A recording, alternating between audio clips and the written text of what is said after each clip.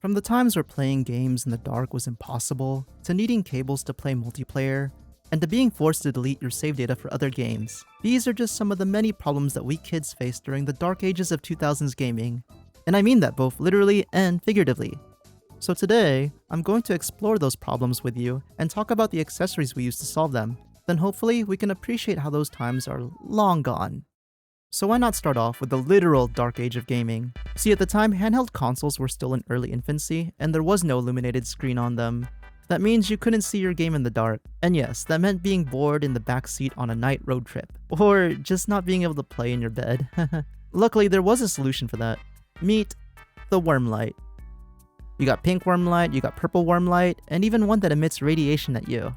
If you were playing in the dark, you attached one of these to the accessory slot on your console, and then turn on the light, and yeah, that's a problem. While these lights were supposed to be a solution, they kind of just made things a little bit worse. A lot of these worm lights were just way too bright. Now you found yourself staring at a miniature sun blocking your screen, and in the dark too.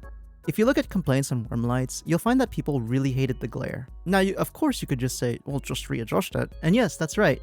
Except adjusting these was kind of a pain. The one I remember at least was way too flimsy, and it moved around even with the littlest bump in the road. Heck, even when I was looking up anecdotes, there was even a person who said they spent hours readjusting it. But for those of you who don't want this kind of flimsy worm light, there was an alternative. Take the Light Boy Advance, for example, an accessory officially endorsed by Nintendo themselves. Instead of plugging into your link cable slot, this one just clamped to your screen instead. So did this Nintendo-endorsed product finally allow kids around the world to play their consoles in the dark? No, not at all actually. The lights from this design were just a little bit too dim now. You can barely see the screen. Again, as you probably expect from most Nintendo-endorsed products, there were others who made clones to capitalize on them. And I know this because Mad Catz actually released a clamp-on light of their own. That barely functioned, of course. Like, Mad Catz, we know you're famous for making e-waste, but like, come on, really? What the heck? It's crazy to even think that early Nintendo consoles didn't come with any light. The Sega Game Gear that was released in 1990 had a backlight on it already, which for comparison predates the Game Boy Advance by 11 years. Nintendo, why? Thankfully, worm lights did fade into obscurity with the release of the Game Boy Advance SP. Nintendo finally realized that gamers wanted an illuminated screen, and the SP was the first worldwide handheld console that let kids finally fulfill their dreams of playing in the dark. As soon as a kid got their hands on the Game Boy SP, that worm light was tossed straight into the garbage. For the better.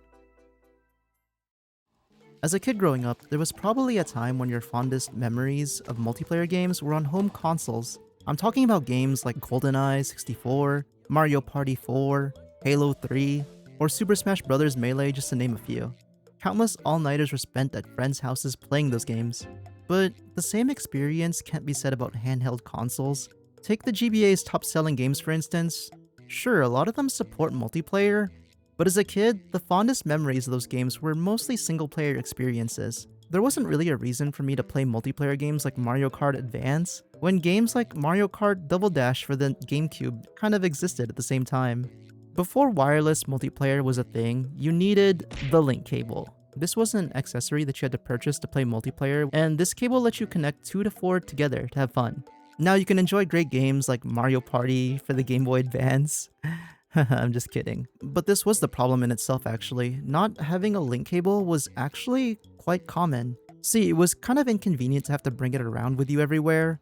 Pockets were already relegated to your handheld console, and wires just made it more cumbersome to carry around. There's also not much of a reason to even think about buying one of these. Like I said before, multiplayer experiences with friends were often relegated to home consoles. Like, I'm sure that most people would prefer something like F-Zero GX over, I don't know, F-Zero Maximum Velocity to play with your friends.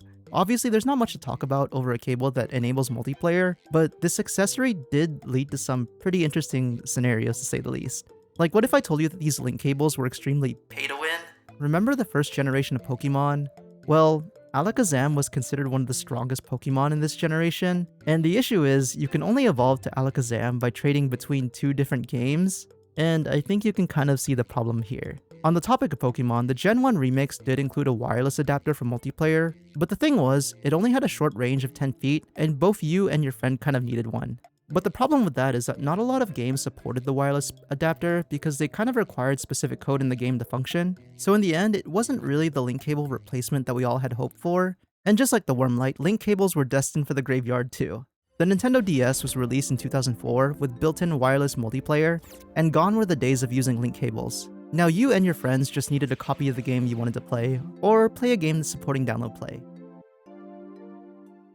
I think that one thing we take for granted today is being able to uninstall games and retaining our progress with cloud saves. But that wasn't the case until recently actually. Corrupted saves, needing to make space, so you know what was a bad memory? Memory cards. Instead of having your saves stored on an online cloud or some game cartridges, you just had to store them onto memory cards. See, the problem came when they were starting to get full. Like one of the most common OEM memory cards for the GameCube only had 59 blocks on it. So what did you do? Well, you could delete old saves for your new ones, but that meant just deleting all your progress for the old games. And sometimes, games were actually bigger than the memory cards themselves. Have a look at all the Sims GameCube games for instance. If you wanted save files for any of the Sims games, you better buy the 250 block one, or the 1019 block instead. But that's easier said than done though. I bring this as an issue because parents can be kinda stingy when it comes to video games. Why buy a more expensive memory card when the cheaper one does the exact same thing? For all I know, they could just tell you that you already have a memory card at home. Look, at least from my experience, it was rare that I had more than $20 on me as a kid. But Nintendo did recognize that memory cards were moneymakers, so they slapped Mario, Kirby, Pokemon, Tales of Symphonia, and even Capcom vs SNK too.